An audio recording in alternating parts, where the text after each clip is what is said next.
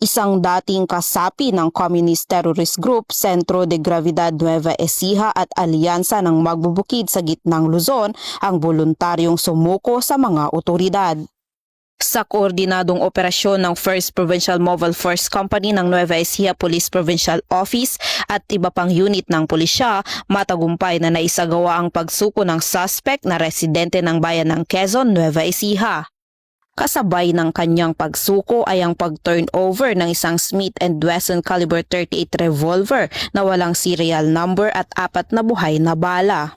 Ayon sa pamunuan ng 1st PMFC sa ilalim ng liderato ni Police Lieutenant Colonel Robert D. Agustin, malaking hakbang ang voluntaryong pagsuko na ito tungo sa pagpapatatag ng seguridad at kapayapaan sa lalawigan. Patuloy namang nananawagan ang pamahalaan at kapulisan sa iba pang natitirang miyembro ng grupo na samantalahin ang pagkakataong makapagbagong simula sa pamamagitan ng pagtalikod sa marahas na kilusan.